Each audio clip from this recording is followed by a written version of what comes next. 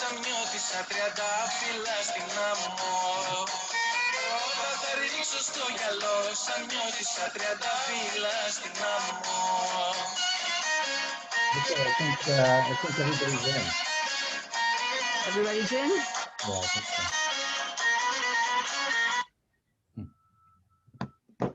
Okay, we'll get started. Good evening, everyone. Thank you all for coming. I'm Richard Moses, president of the Lower East Side Preservation Initiative, also known as LESPI. For those of you who don't know us, LESPI is a not-for-profit group formed in 2007 dedicated to preserving the historic Lower East Side, which includes the East Village, Lower East Side below Houston Street, Chinatown, Little Italy, and the Bowery. We're thrilled to be presenting our program this evening, Meet Me at the Corner of Broome and Allen, presented by Marcia, Ikonomopoulos. First, we want to take a quick poll to let us know where everybody lives. Don't worry, the answers are anonymous. Okay, here goes. Okay, thank you, everybody. We'll give the results at the end of the presentation. Now, during the presentation, you can ask questions through Zoom's Q&A function, which should be at the bottom of your screen. We may not be able to answer all questions, but we'll do our best. We'll answer all questions at the end of the presentation. I'm now happy to introduce my fellow LESPI board member, Laura Sewell, who heads up programming for LESPI. I'm honored to introduce my fellow LESPI board member, the esteemed Marcia Ikonomopoulos. Marcia serves as the museum director of Kehila Kedosha Janina, the landmark synagogue located in the heart of the Lower East Side Historic District, and sits on the board of trustees of the synagogue and museum. She has been president of the Association of Friends of Greek Jewry since its foundation, and has devoted her life to telling the story of Greek Jewry as an author, translator, editor, and lecturer. While not nearly as well educated as Marcia, I share her immigrant history and passion for the people who paved our way. The Lower East Side runs deep with veins of immigration that live on in our neighborhood's restaurants, markets, and streetscapes, the magnets that draw so many of our ancestors' descendants to revisit their roots here. While rehearsing for this program, I was startled by the similarities between the idyllic communities that my Italian and Janina's Greek ancestors left behind in search of economic opportunity in the New World. It was a heart and gut-wrenching experience to leave a familiar life for a new one, leaving children and beloved younger siblings behind. Marcia's book, Meet Me on the Corner of Broome and Allen, scheduled to be published in 2021, will tell many of these stories. We're delighted to offer you a sneak peek here this evening. Thank you, Laura. Thank you, Richard. I want to thank you to LESPI, who has graciously allowed me to educate you on this precious community from the Lower East Side. I am honored to be entrusted with the legacy of Romaniote Jews of Manhattan, and equally proud to be on the board of directors of the Lower East Side Preservation Initiative. My personal and professional thanks to Richard Moses and my fellow board members who ceaselessly work to create important historical districts and landmark individual sites in our district, which includes the Lower East Side, south of Houston, and the East Village, and hopefully soon, Chinatown and Little Italy. It should be noted that Kehila Kedosha Janina, the only Romaniote synagogue in the Western Hemisphere, is a New York City historical landmark and sits in the center of a proposed historic district south of Houston. Okay. I'm not moving here. Richard, I don't know what happened, but it's not moving. Try the space bar. No. Or the cursor. That's what I was trying, the cursor. The arrows. Do you have the little arrows? Yeah, I'm trying the arrows and it's not doing anything. And how about, and not the space bar either, huh? No. How do I go back to the original and get out of this? I think you can okay, I just did it. Okay. Oh, good. Okay. Okay, for Jews from the Balkans, the Lower East Side at the corner of Broome and Allen was an iconic location. And at 280 Broome Street, Kehila Kedosha Janina became the symbol of the remnants of the culture that defined this neighborhood.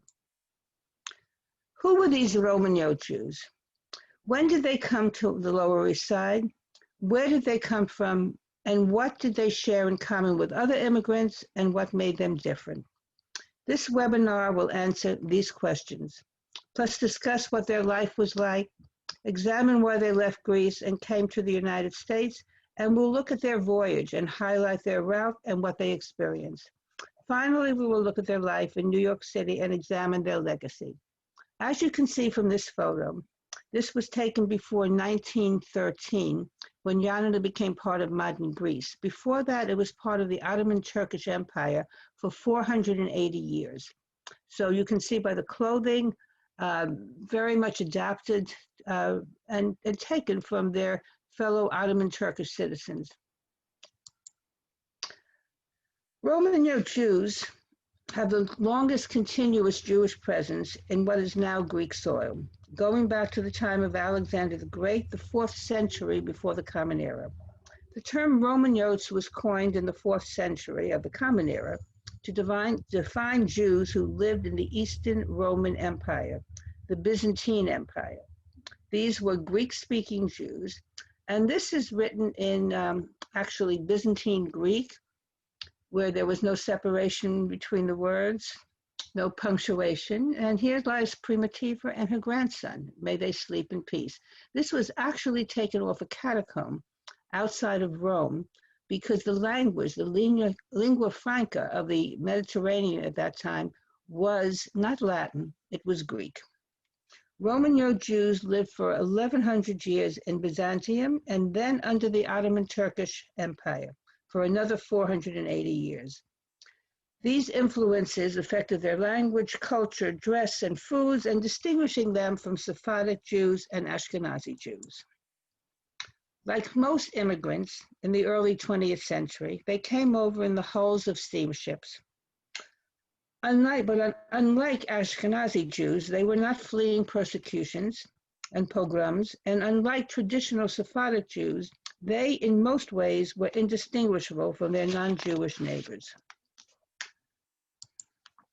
Most landed at Ellis Island and would run to the top of the deck to get a glance at the iconic Statue of Liberty.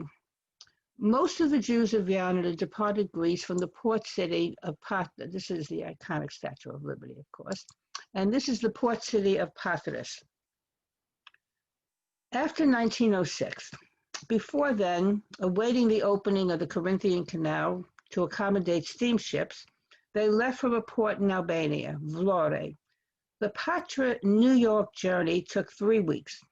The ship originated in Trieste, stopped at Patras, and then at a port in Italy, Naples or Palermo.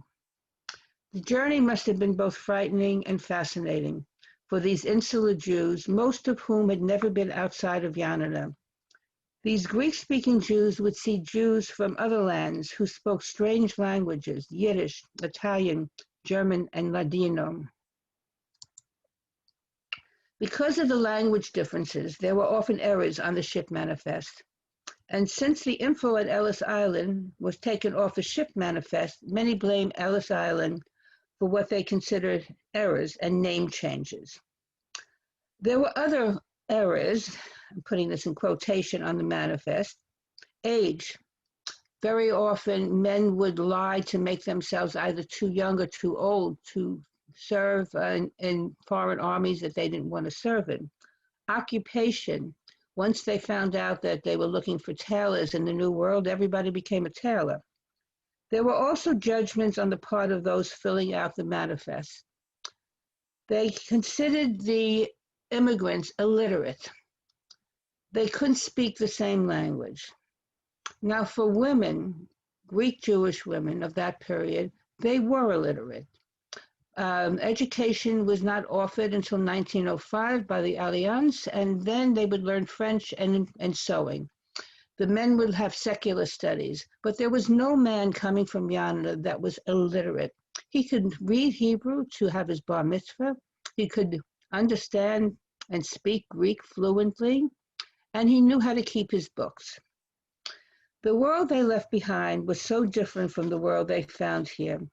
The quiet, quaint, small city of Janina, located at the foothills of the Pintos mountain range with a natural lake, was very different from the crowded, bustling city streets of Manhattan. The market in Janina was quite different from the pushcarts on the Lower East Side. The recreational trip here on Lake Pambayotis, that all the Jewish school children would go on, was quite different from the children on the Lower East Side that would play in the alleyways and crowded streets. Like other Jewish immigrants, they longed to become Americans and reap the benefits of a society that enabled them to climb the socioeconomic ladder, a society that allowed them to freely practice their religion and give their children a better life. Whoops, sorry about that.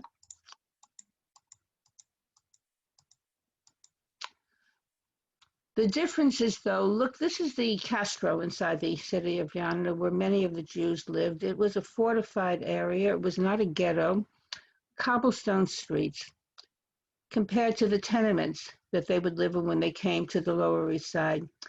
I often try to put myself in the inside the mindset of these immigrants. They were coming over to benefit their life and that of their children, but they were leaving an idyllic world, fresh air, mountain breezes, to go inside the stifling tenements where in the summer there was no air conditioning. Life would be out on the fire escapes or up on the roof. And in the winter, it was cold. While back in Janina, this is actually modern day Janina now, but the buildings date back hundreds of years. Eating outside in the streets, how different from the storefronts, marketplaces on the Lower East Side. What we're going to do is we're going to glean from the ship manifest where they went to. Back in Janina, yes, they would bathe in their kitchens, but here on the Lower East Side, we have this is a tub in the kitchen. There was also the public hammams. These were built by the Turks, and Jewish women would go there for their mikveh. And they would also use the hammams as public baths.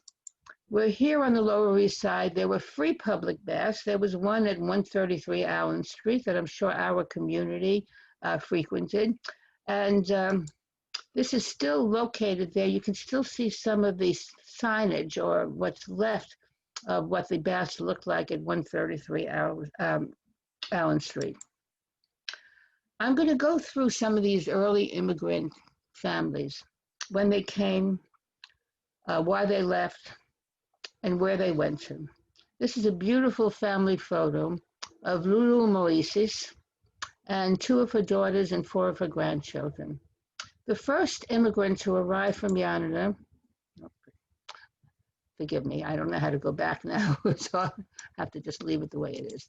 The first immigrant to arrive from Janina was Zakaria Yom Tov. He arrived in the winter of 1899, freezing cold day, went to a cold water flat with no heat, and the outhouse in the courtyard. It was a tenement, double tenement on one plot of land.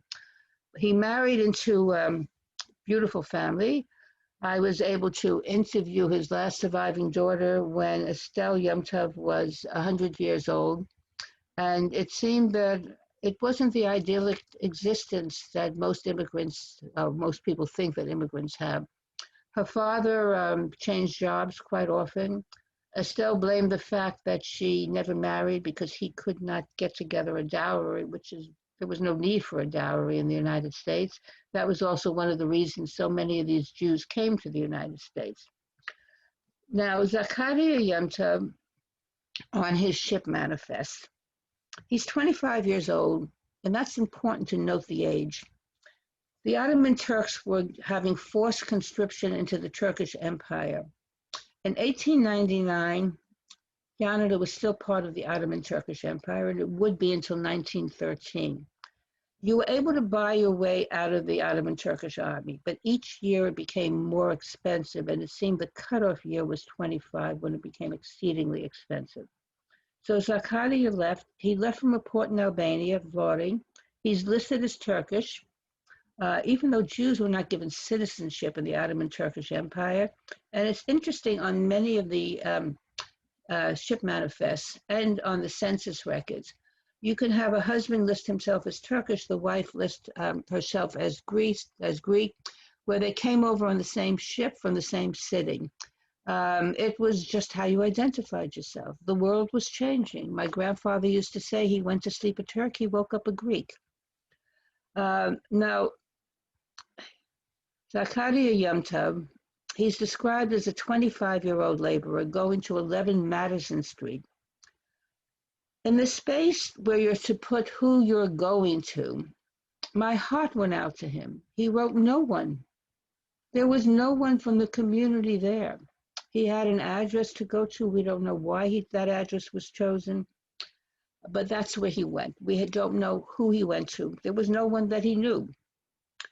Now, here we have Joseph Negrin and his wife, Tavula Matza, and they are going to Zakaria Yomtov at 115 East Broadway, down on the Lower East Side, a street where many factories were located. There's still some firms down there that date back to the Yanina Jews, taken over by their sons or grandsons. Now, Sabbatai Menachem arrived July 5th, 1903. He's going to his friend Joseph Negrin, who we saw in the picture just before. So you have this Zakaria welcomed Joseph Negrin welcomed Sabbatai Menachem. In 1910, he's living at 110 Eldridge Street, a 2-room apartment with 4 children, his mother, his father, his mother-in-law, 3 sisters, and a boarder, a total of 13 people. One of his descendants lives at Fisher Island in Florida, a very elegant home. And I tell her, don't put on airs for me. I know where you came from. But this was so typical. You know, people talk now, they look about like the immigrants that live on the Lower East Side now and complain they're living in these crowded apartments. That was the life for all immigrants. They worked their way up the socioeconomic, got out of the Lower East Side, moved to another area, but their beginnings were all the same. Here we have a picture of Elias and Menachem. This is Elias Kofinas over here. And Menachem, his father, arrived August 11th, 1903. He went to 47 Broad Street. That was not a residence. You know, back then they didn't vet you with where you were going to, who was picking you up. So there were many lies, or whatever they thought they needed to write down. They wrote down a name, they wrote down an address. But 47 Broad Street was the original site of the Ashkenazi tobacco firm. And there were many Greek Jews, both Sephardic and Romaniote, that would work there. And when the firm moved uptown to Harlem, many would come right off the ships and go giving the address of the Ashkenazi tobacco firm. By the way, the Ashkenazi brothers were Greek Jews from the city of Kavala who went to Egypt to learn the fine art of tobacco making.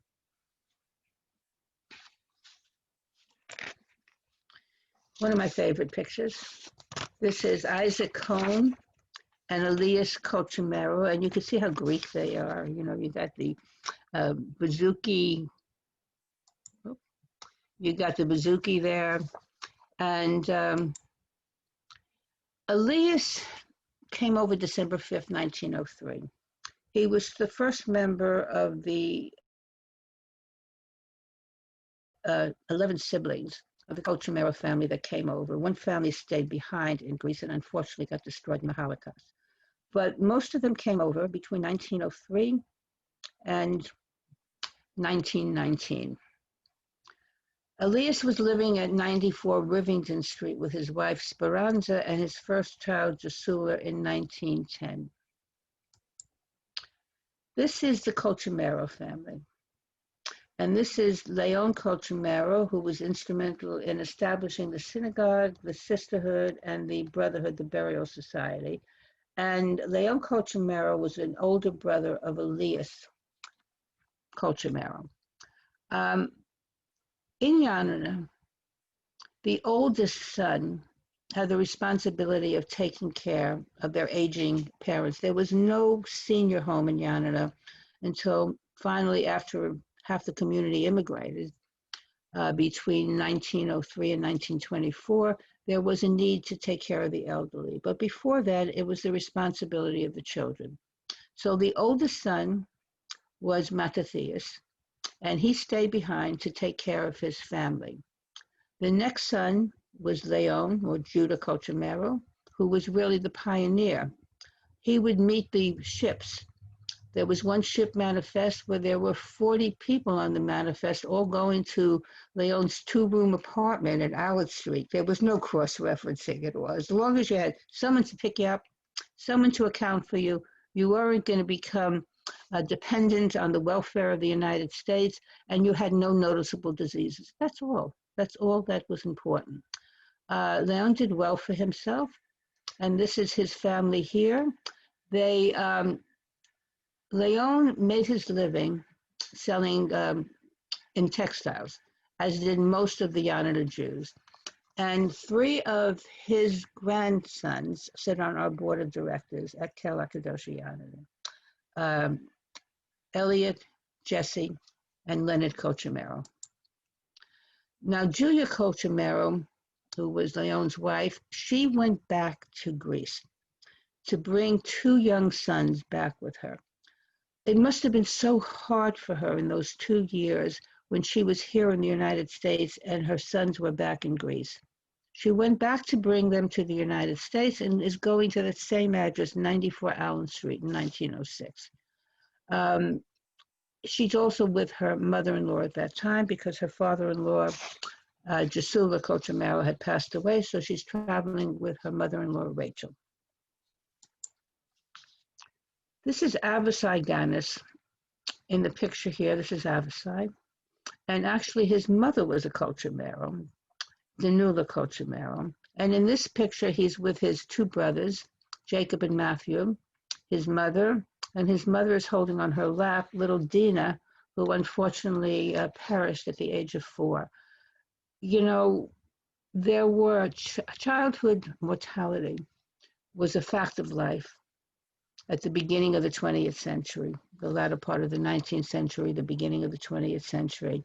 In fact, in Janina, they devised an amulet to protect a young boy that would be placed underneath his mattress. It was called an aleph. And that was to protect him for the first 40 days of his life from the angels of Lilith, who would kidnap young Jewish boys, from anything that might cause him to be ill. There were also, unfortunately, many children, because these Jews were not used to things like automobiles in the street. There were children that got killed in automobile accidents. There were women who didn't know how to work these modern stoves and would catch their apron on fire. So it wasn't the idyllic life. There were tragedies. There was to me, a disproportionate number of women who actually committed suicide by jumping. The common thing was to jump off the roof or out a window. And simply put, the journey was their husband's dream. It wasn't theirs. They would have been very happy to stay at home in this very nurturing environment where they knew everybody. And most of them never learned English. By the way, this is very much the story, Laura, with many immigrant families where the women didn't learn the language because they didn't go out to work. The men went out to work, so they were the ones that learned English. This is, if you remember that picture at the beginning, this is Avram David back in Greece, and this is Avram David here when he came in 1907. Very large family. You can see all the siblings here. This picture always fascinated me. This woman is holding a picture of her daughter who had immigrated. Actually, she had gone to Constantinople or Istanbul, and she wanted her to be part of the picture, of the family picture, so she held the picture in her hand. That was a very common Greek practice. Now, Avram David, Avram David had his store at 98 Allen Street. In 1907, on the Massalia, arriving in the port of New York on July 23, 1907, in addition to 26 other Jews from Yanina, was Bekoraki, Avram Mioni, and Bekoraki Morris or Moises Jenny. Bekoraki is an affectionate term. The Bekor is the firstborn child. So Aki at the end was an affectionate, Bekoraki was an affectionate way of calling the firstborn. Here we have Bekoraki Jenny with his grandchildren, Lois and Marty, who sit on our board of directors. And here we have Bekoraki Mioni with his grandson, Jerry Pardo, who is also on our board. Avram Mioni is listed on the 1930 census as living at 275 Broome Street with his wife, Rachel, and 6 children. And he's working as a blacksmith, where Avram Jani is listed on the 1920, Morris Jani is listed on the 1920 census as living on Orchard Street. But in 1930, he's living at 271 Broome Street. Morris is listed as a bootblack. He was the father of Hygiene. Many of these early immigrants worked at Shining Shoes, which I can't conceive of them making any substantial income from that, but they were able to support their families. Here we have a sad story, really. This is the Moises family, Malka and her husband, Mordecai. In 1910, the family is living at 39 Allen Street, along with 2 young boarders, Louise David, who was age 14, and Esther David, age 11. When their oldest son, Abraham, returned from fighting in World War I, he found out the family had moved to 54 Orchard Street, and his mother, Malka, had died in 1918. Here we have Sadiko Bakolis. He arrived in 1909, and he, in 1924, when his son Isaac was born, the family was living at 123 Allen Street. This is a picture that was taken. Here's Sadiko as a young man. And these here are a group of young boys from the Yanina community who are going to see off their friend, Shorty Matzah. His name was Solomon, but they called him Shorty. And the picture was given to me by the son of Sam Max Nakmias, who came up to my shoulder. And I said to Max, I mean, really? The whole community is short. Why is this man called Shorty? He said he was really short. So his granddaughter gave me a beautiful Aleph, that birth amulet. And when we put the plaque up, we chose to write in honor of Shorty Solomon Matzah, whose greatness was not measured necessarily by his height. But this is the picture of these young men going off to see their friend fight in World War I. Now, from the Bakola family, because in that picture before, there was also Zedek Bakola.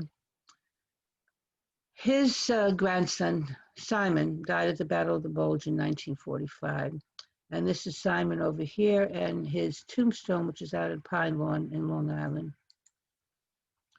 Now we have Sadek. Sadek means a wise man in Hebrew. So that was the Hebrew name. Sadek Batino. He arrived in 1920 and he's living on Orchard Street. But in 1930, the family had moved to 275 Broome. His son, Ralph, was one of the few people I interviewed who was actually able to inform me that there was a Hebrew school at Kehila Kedosha Janina, and I had no knowledge of that.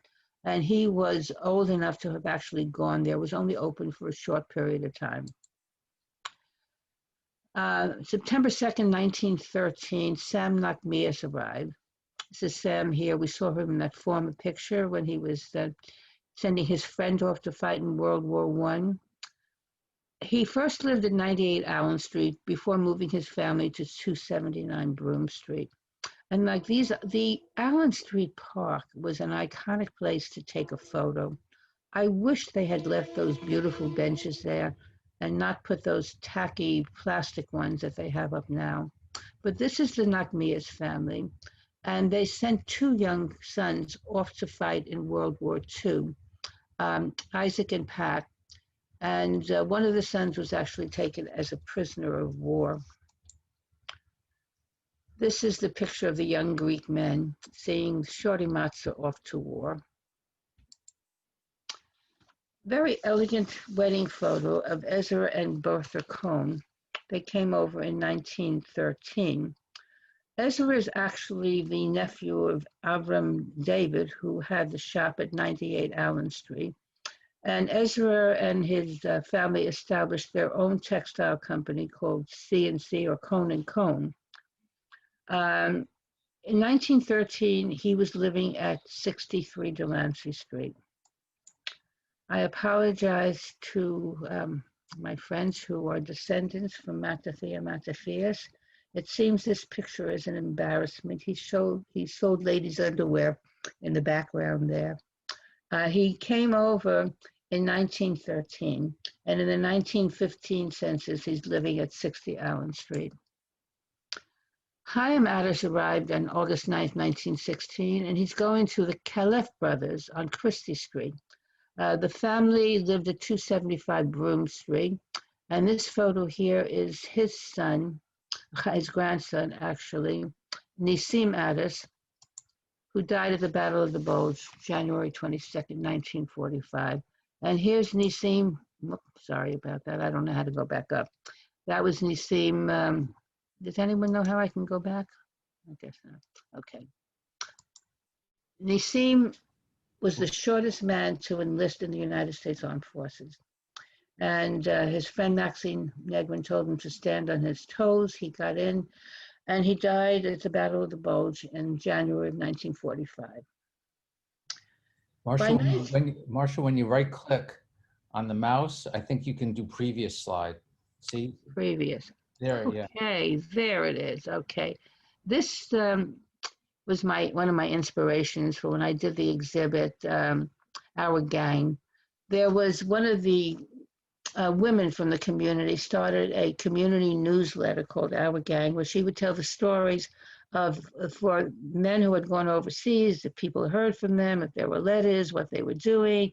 And then there was also community news to keep the community spirit up. For this particular community, the war in Europe was very real. Most of the men who fought were either sons of immigrants or were immigrants themselves. And they knew that things were not good for Jews back in Europe. They didn't know the extent of it. They didn't know about the gas chambers and the crematoria, but there was enough signs, especially like Louis Levy, his mother hadn't heard from her family in over 2 years. He actually jumped ship to go up to Janina when he arrived there in 1945. So this was the greatest generation. And for our community, it was an exceedingly important event. It was an exhibit that I was very emotionally vested in. By 1940, this is actually from the 1930 tax records, and this is a picture of our synagogue then. By 1940, Broome and Allen had become the center of Balkan Jewry. Living at 275 and 279 Broome Street, you had the Mattathias family, the Sam Nachmias family, Jesula Menachem, Across the street at 282 Broome Street, you had Tika or Esther and Max Benjamin. Here you have from the Miones family, who were living at 279 Broome Street. The Addis family. This is a picture of what the apartment looked like. And I love this picture here. Mo Cohn, he had his bevy of women all on the bench with him there. He was very beloved and quite a character, and I was very fortunate to have Roberta Cohn, one of his daughters, give me some of these precious photographs. And this is a picture here from the Addis family outings. This looks like they moved away from the Lower East Side at this point. This is Murray Ashkenaz, who married Rose Capone, who is now still presently the president of the Sisterhood of Yanina. And this is Murray on the rooftop with two of his sisters. And this picture here is from the Rabbi Jasula Cohen's family. And of course, got to be pouring some alcohol there. We wouldn't be Greek if we weren't drinking. And this is again Mo Cohen walking in the Allen Street Park. Look how nice it looks, Richard. Shouldn't they have left us those benches? Really? And here's Mo Cohen up on the rooftop of 279 Broome Street. And Rabbi HaKohen, who was his father, conducting a wedding inside Kehila Kedosha Janina. Gathering out front. You know, when I grew up in Brooklyn, it was always sitting on the stoop. You know, all the mothers would sit outside. Here it was outside the building, talking about what was going on in Greece, what was happening with the families back there, what was happening with their children, who could we arrange a marriage with? God forbid they should marry an Ashkenazi Jew. We've got to make sure we arrange a good marriage for them.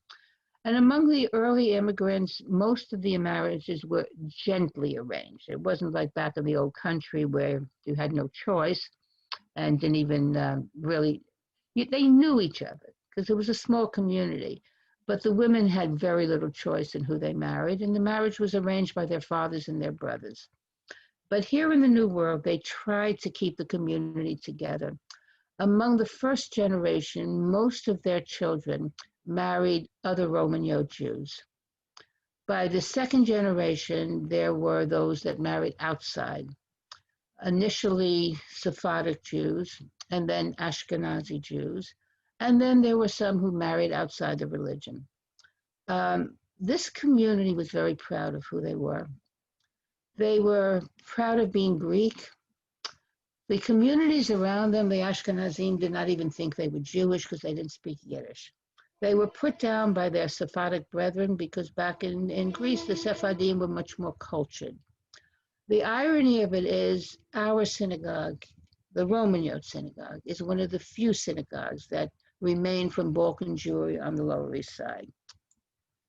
This is a lovely photo of two coffee shops, or as we call them, Kafanian. Okay. And this was the center, Tokendro, and this was the Attendees, is the meeting place. If you went to the Kendro, you didn't go to the one next door. These could be Greek Jews, they could be Greek Christians. There were also coffee shops that were established by Sephardic Spanish-speaking Jews. In the Greek coffee shops, they would read the Greek newspapers, both the Jews and the Greek Orthodox Christians, and they would order a Greek coffee. In the Spanish or the Sephardic coffee shops, they would read the Ladino press. Ladino is a mixture of Hebrew and Spanish, and they would order a Turkish coffee. So how you ordered your coffee was a political statement. This is the Broome and Allen Street Boys, and this is one of their gatherings.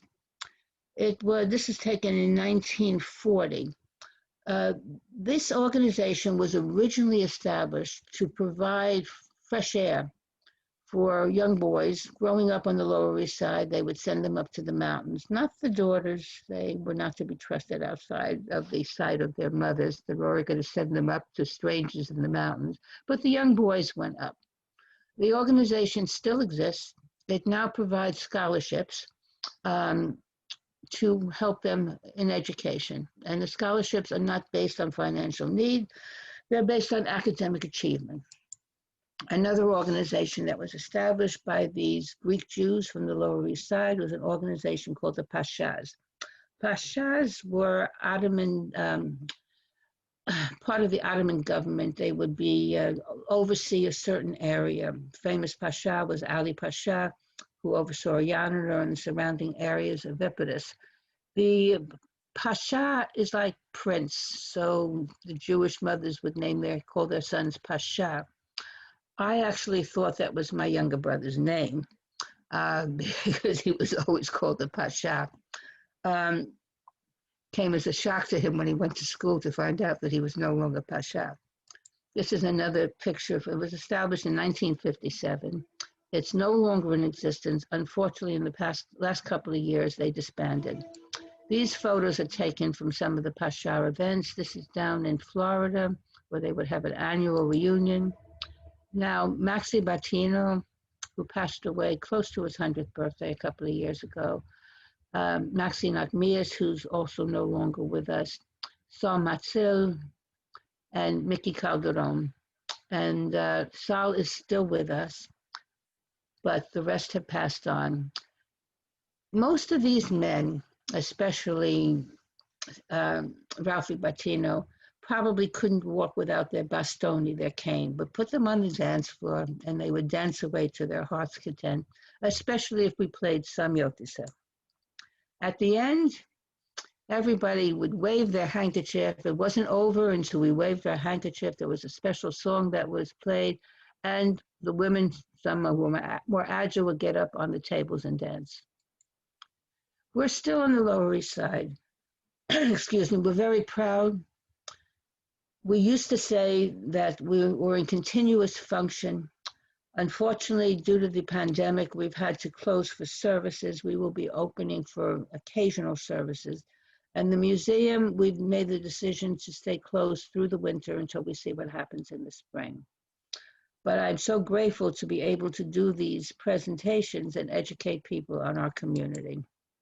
When you walk into the vestibule, we have our founders, and you could see some of the names here that we talked about. Leon Colchimero, Matzah, Jesula Menachem. These are all the founders, and I'm proud to say that on our board of trustees, most of the members of the board are descendants from our early founders. Most of them are all Romaniote. The exceptions are myself. I come from a traditional Sephardic background. Marvin Marcus, who's our president, is also Sephardic, and Rose Eskenaz is also Sephardic. We had a point when we were putting together our bylaws that someone made a suggestion that those that were Romaniotes should get more votes. And then I brought up, I said, this is not Limpienza de Sangre, like in the Inquisition, you know. So they made us Sephardim honorary Romaniotes, so we would have equal votes. For a couple of years, our Greek Jewish festival was a joyous occasion on the Lower East Side. Unfortunately, we couldn't hold it in 2020, and we don't know if we'll be able to hold it in 2021. Thanks to a young man by the name of Andrew Marcus, who's on our board of trustees and the son of our president, Marvin Marcus, who organized this event. Each year it got progressively more successful. The first year we were so satisfied with 2,500 people who attended. By the last year we had close to 14,000 people attend. So we grew. We danced in the street. We ate Greek food. We shared our very special culture with people who came from all over just for the festival. And what I loved, I think most of all, were how we shared it with the Lower East Side. Because up on the dance floor were our Chinese neighbors, our Spanish neighbors, all joining in to celebrate who we are. I want to thank you all very much, and we're going to open the floor to questions, Richard. Yes. Okay, we have one question Since they came for economic reasons, did they hope to make money and return to Greece? No. Unlike many immigrants, and many Italian immigrants came with that purpose, to make money and then go back. Jews came to stay, not only Romaniote and Sephardic Jews, but especially Ashkenazi Jews, because the world they were to go back to was not very pleasant. There were very few that went back, and unfortunately their families perished in the Holocaust. So the decision to stay, even though it did offer them economic opportunity, it offered their children an education. It may not have been the idyllic existence they had in that delightful little town of Janina, but in the long run, they made the right decision. Any other questions, Richard? I think you're muted. Yeah, I have to remember to unmute myself. Unless people are good at reading lips, then I don't really know. Okay. But excuse my pronunciation here. I'm sure I'm going to butcher this person's name. But picture of Avasi Ganis. Avasi Ganis, yeah. Avasi Ganis, is that his first wife? Is the little girl Rose his eldest daughter? The little girl actually is Dina, and she was the daughter of his brother. It wasn't his daughter. And that picture was taken when he was still married to his first wife, yes. Hmm. His first wife she died after childbirth, and Avasi was left with two young daughters, and then he married Louisa Saporta, and then they had additional members of the family. I believe all daughters. Yeah. Was there a Greek Jewish area in the Catskills? No. Okay. Okay. Now, we did go up, and we would have some of our Pasha weekends up in the Catskills there, but there wasn't, going up to the Catskills wasn't really what Greek Jews did during the summer. They went to Rockaway Beach, and they had bungalows that they would rent there. And that was where it wasn't renting a bungalow up in the Catskills, it was renting a bungalow in Rockaway Beach. Okay, what is Janina like today? Janina is still beautiful. It's still an idyllic city. It's a small city now. I believe it's the 5th largest city in Greece now. It has a hospital, a university hospital from the University of Janina, and it has a Jewish mayor, the first Jewish mayor in the history of Greece. And Moses Eliasov was head of internal medicine at the University of Janina, and then he retired. He said, what am I going to do for myself? So he ran for mayor, and he won. And people often, I'm so glad nobody asked this question, always come up with a question, aren't all Greeks anti-Semitic? Obviously not. In a city of 30 Jews and thousands of Greek Orthodox Christians, a Jewish mayor was elected. Here's a personal question. What is your favorite food? Oh my God, papouzakia.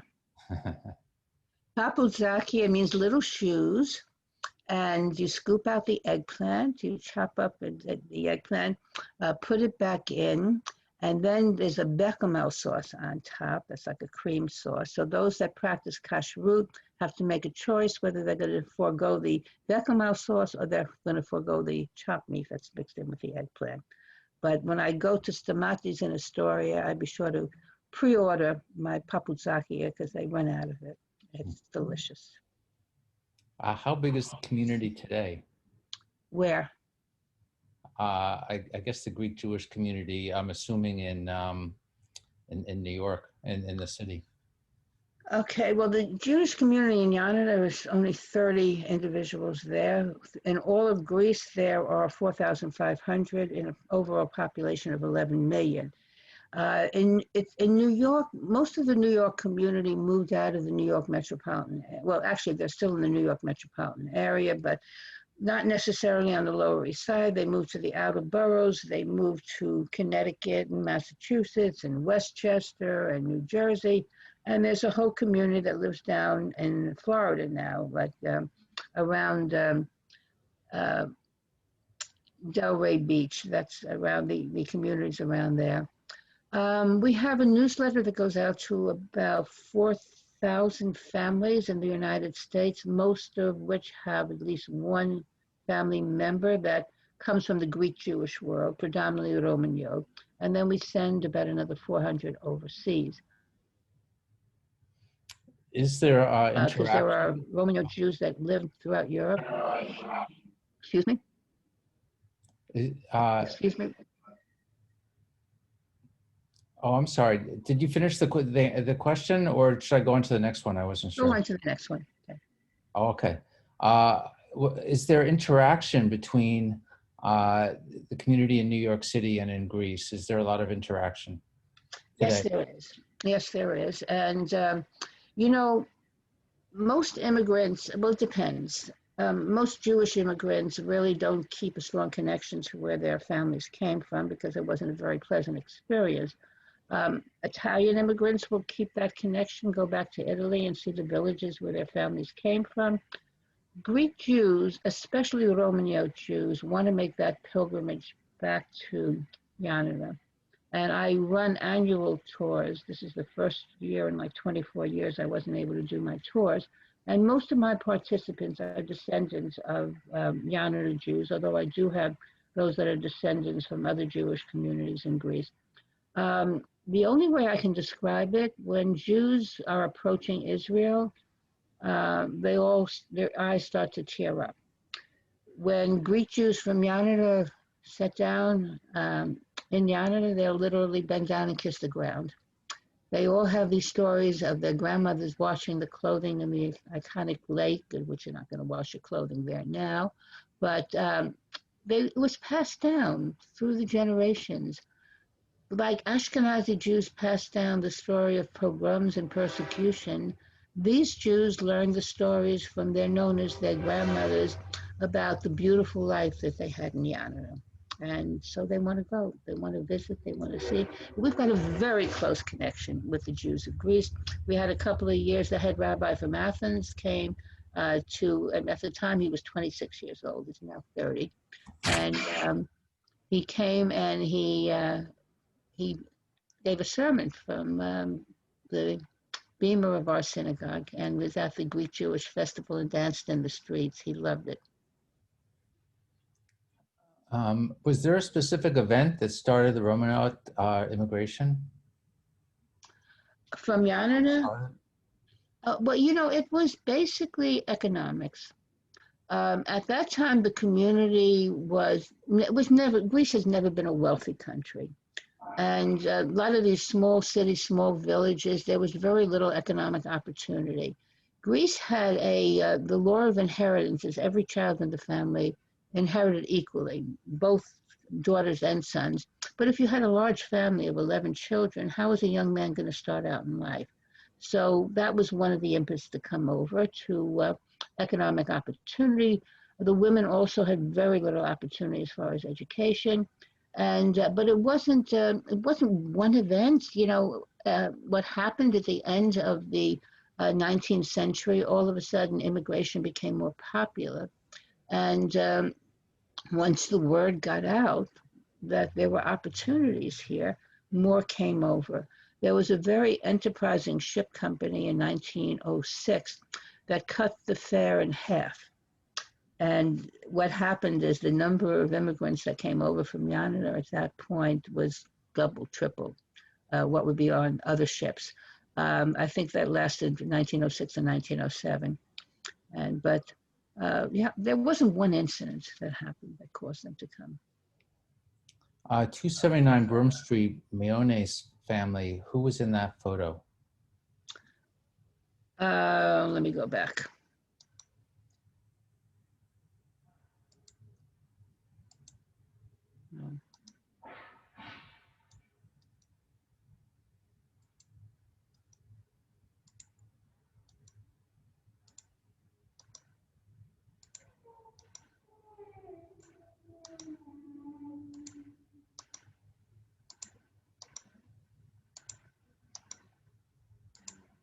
This photo over here, I know there is Tika Benjamin is in this photo here.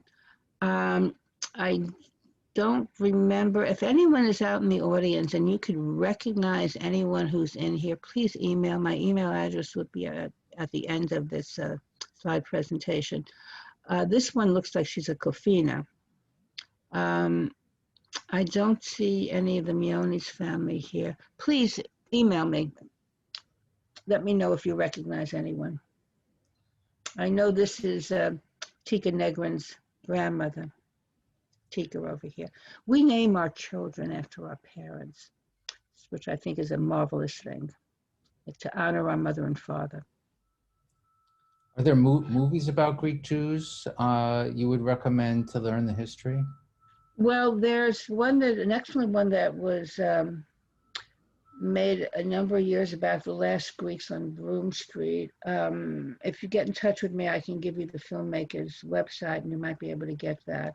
Most of the other films are all Holocaust related because of our tremendous losses. 87% of Greek Jews perished in the Holocaust.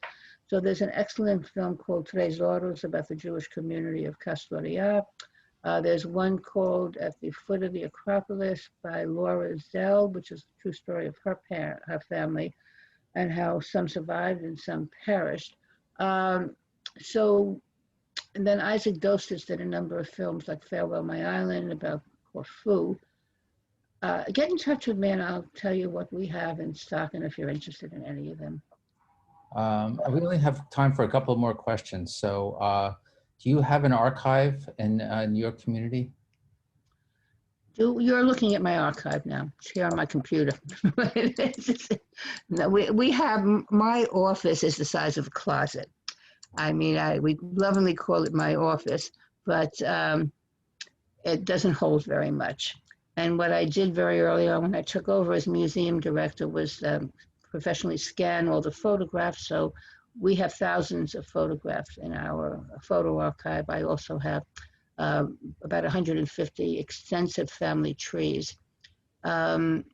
We have many archival, there are some that are physically in the synagogue, but most of them are on my computer. I have the, for instance, I have the community archives, the municipal archives of the Jewish community of Yanina going back to 1835, I think.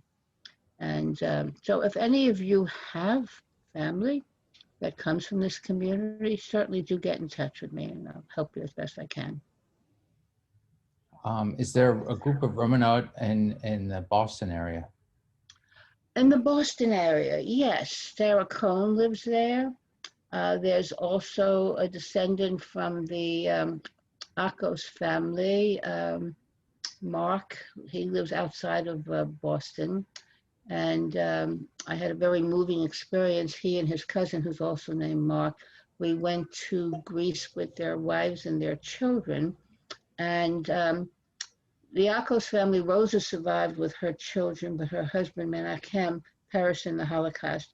So we were in the synagogue and the two young men who were great-grandsons of Menachem Akos got up on the beamer of the synagogue to pray in the synagogue where their grandfather, great-grandfather, was rounded up to be deported to Auschwitz-Birkenau. I was very emotional, and it was a delightful trip. We went to Previsa, where the family came from. We were able to go into the archives and get birth records of their mothers who were born there. Okay, well, great. Thank you, Marcia. And I want to give the promised poll results. We have about 10% of our audience comes from the Lower East Side, including the East Village, Chinatown, Bowery, Little Italy, and the Lower East Side below Houston Street. About 45% from New York City outside the Lower East Side, 20% from the tri-state area, New York, New Jersey, or Connecticut, 25% US outside the tri-state area, and 1 person from outside the US. So thank you, everybody who filled in the poll. And I want to thank Marcia very much for her wonderful presentation, and all of you, our audience, for joining us this evening. For those of you who missed some or all of tonight's presentation, it will be posted on our YouTube channel, along with other past webinars we presented. and you can access our YouTube channel through our website, www.lespi-nyc.org, which you'll see up there on the screen right now. Also, tomorrow evening, October 22nd at 8 p.m., we're co-sponsoring with Think Chinatown, a Zoom program on Chinatown's historic but fire-damaged 70 Mulberry Street, the former PS23. Presentation is part of a wonderful program called Our Chinatown Landmarks Past, Present, and Future on Chinatown History, Memory, and Place. You can register for this event on LESPI's website, again, www.lespi-nyc.org. Although these are very difficult times, please consider making a donation today to LESPI. We need donations to help us continue to produce webinars such as this one and continue our advocacy work for Lower East Side preservation and landmarking. You can find a donate button on your original invitation to this event and at our website, www.lespi-nyc.org. Thank you again for attending, everyone, and please have a good night and stay safe. Thank you. Thank you, Richard. Thank you, Laura. Thank you so much for the wonderful program, Marcia. I had fun. Take care. Bye-bye.